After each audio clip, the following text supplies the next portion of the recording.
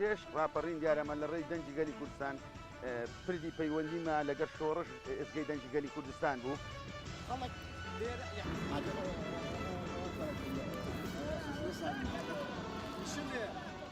بۆیە هەشتی مانگ بوو ئێمە بەڕێکەتین نۆی مانگ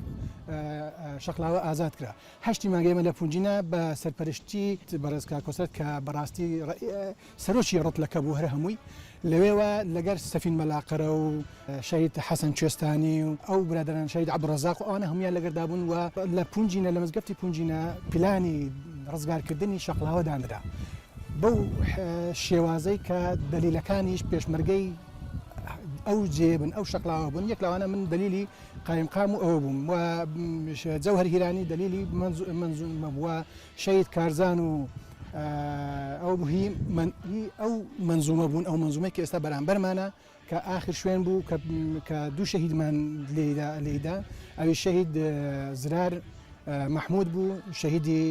گەلەکەمانە و لایەنی حزب شوعی و شەهید مامەژار ئەوی شەهیدی باڵەکەیاتی بوو کە لێرە بوو. لێرە بەڕاستی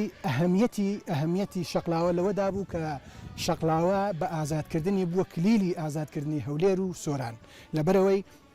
قەتعی ئەو ڕێی کرد کە بەڕێی هاملتۆندا دانرێ و هیچ هێزێک نەئەتوانرێت لە بەلای سۆراندا بڕوە نەهێزش ئەیتوانی باڵاوێت هەر هەولێر توانای ئەوەی ما حکومت لەلایەن حکومەتەوە کە پارێزگاری لە خۆی بکە و سۆرانیش هەر بەو شێوازەکەواتە ئەو ئیتساڵە بڕا کە ئیتساڵ بڕا کلیلی ڕزگارکردنی هەولێر و سۆران بە تایبەتی کە ڕێیەکی دوور و درێژە لە هامڵتۆنی پێرێن شەقلاوە بووە.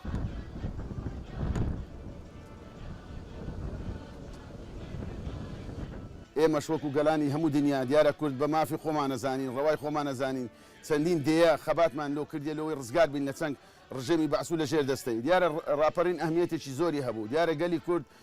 هەستی بە نەعەدالەتی کرد و بە زولم و زۆری کرد بوو کە ڕژێمی بەعز غەدری لە گەلەکەمان دەکرد ساڵی 91 لە تێکرا پێکەوە هەموو گەلی کورد و بە تایبەتی تر دەست پێشخەریەکە لەلایەن یەکێتی نیشتیمانی کوردستان بوو بەڵام تێکرا چین و توێژەکانی هەر هەموو گەلی کورد ڕاپەڕین ئەگەنا بە تەنها بەس پێشمەرگە بە پێم وانییە ینی ڕاپەڕین سەریگربە بەڵام لەبەرەوەی گەی بۆ لووتکە زولم و ستەمی حیزبی بەعس گەلی کورد ئەو نەعەدالەتی پێقبوو نەکرا ڕاپەڕی بڕۆ ئەو شوێنانەی کە بەنمونە دۆری بالیسانە دۆری لای باڵەکایەتیە منتقەی جافەتیە ئەو شوێنانەی برێن بادینانە کە پێشتر شۆڕشی لێرجیسەیە منتقەی ئازاد کرابووینە دەبی ئەهمیەت زیاتر بەو شوێنانە بدرێت کە شۆڕشی تێدا کرەیە کە خەباتیان کردیە کە لە منتقەی ئازاد کرا و نانیان دایتە پێشمەرگەی سینجی خۆیان کردە قەلغان لە پێناو گەلەکەیان بەڵام بەعکسەوە ئێستادەی ئەو شوێنانەی کە پێشتر هاتینە لە ئەنفال و لە چیمیا لەگەر حیزبی بەعس بەشدار بووینە ئەوێت ئاوادان دەکرێتەوە ئەوێ خزمەت گوزاری زیاتری بۆ دەچی نەک ئەو شوێنانەی کەەوە چیمیای لێ درێ ئەنفال کرایە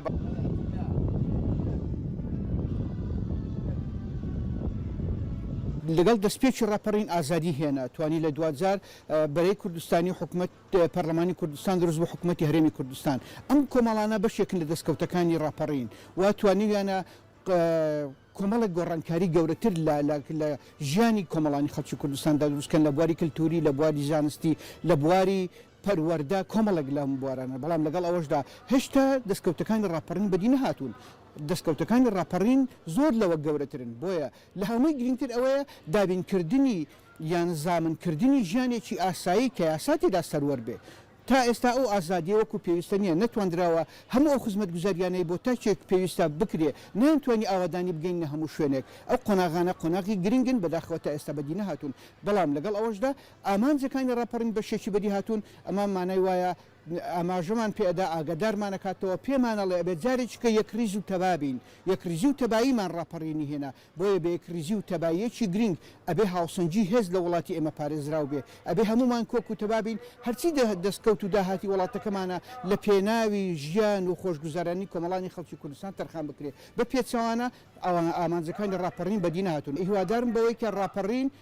خەونەکانی ڕاپەڕین جانی ڕاپەڕین بەردەوام بێت بەڵام بە شێوازێکی کە پراکتیزە بکرێت لە بواری ئاوادانکردنەوە لە بواری گەشە پێدان و لەو بوارانەی کە بەشێکی گرنگن لە بۆشایی ژیانی کۆمەڵانی خەڵکی کوردستان ئێمە خەڵکی باڵەکایەتی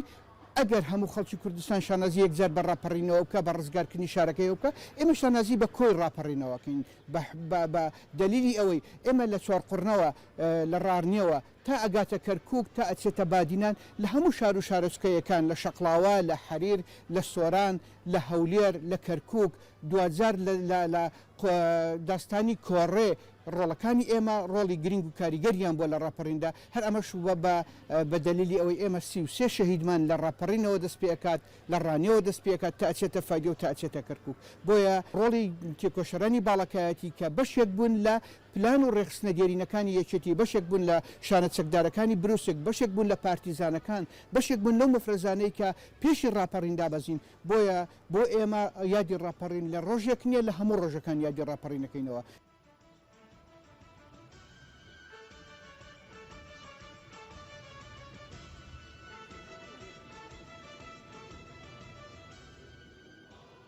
یادی بەخێر شەهید محەممەد سەرنەوسی پێشی هەموو کەسە کە جومی سەمرەکەزی کرد و شەهید بوو ئەو هەمومان چوین هەر سێشانەکان خەرچیش هات چوین دەورەمان لە مەرکەزیدا ڕۆژی نۆی مانگنۆی سێ پێمان نەگیرە دەی سێمان ئازاد کرد سعات 8 ڕاپەڕین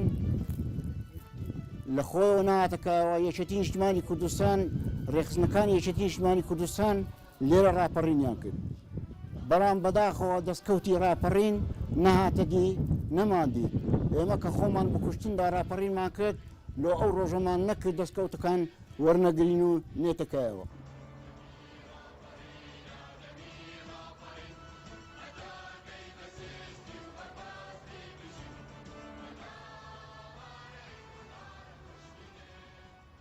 ڕاپەڕین کاریگەری لەسەر هەموو کۆمەڵانی خەڵکی کوردستان هەبوو ڕاپەڕین ڕامارینی باسیەکان بوو ڕاپەڕین داهێنەری ئازادی بوو ڕاپەڕین داهێنەری دموکراتی بوو بۆ کۆمەڵگەی کوردی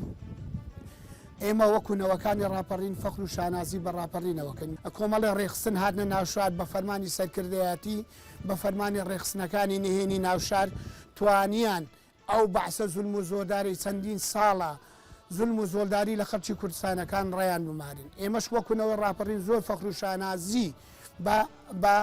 بەو ڕاپەڕینەکەین بە یەکێتی نیشتیمانی کوردستانەکەین. ڕاپەڕین کە کرا دەستکەوتی هەبوو وەکو حکوومەتی هەرێمی کوردستان پێکەندراوە هەروە پەرلەمانیش پێکەندرا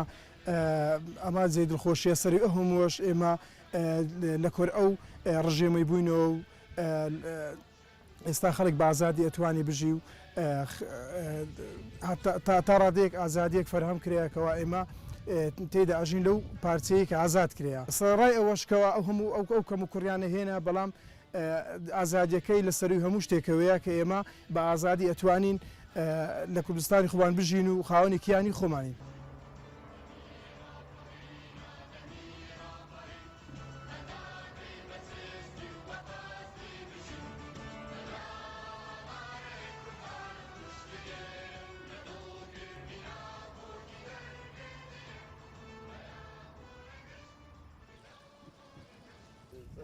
دوای ڕاپەڕینیش خەڵک ئازاد بوو لەژێر پۆستالی ڕەشی بەحث ڕزگارمان بوو ئەمەش بۆ هۆی ئەوەی کە لە زیاتی شەڕ لەگەڵ حکوومەتی عێراق توانیمان بە هەڵبژاردن لەگەڵ حکوومەتی عێراق ڕێک بکەوین ئەمەش دەستکەوتێکی مێژووی بوو گەلی کوردستان کەوا خەڵک بە ئازادی دەنگ بدا ڕوبەڕووی عێراق بێتەوە بە دەنگدا نەک بە شەڕکردن لەگەڵ حکوومەتی عێراق. حکوومەتی هەرێمی کوردستان پێکهێنرا دوای ڕاپەڕین و پەرلەمان دروست بوو دەستور گەڕایە پەرلەمان بەڵام دەتوانین بڵێن بەشێکی زۆری دەستکەوتەکانی ڕاپەڕین و مافی هاوڵاتیان کەوا دەستی بەسەردا سپێنەوە حکوومەتی عێراق مافی گەلی کورد لەلایەن حکوومەتی عێراق لە ڕووی یاساییەوە جێبەجێ نەکراوە.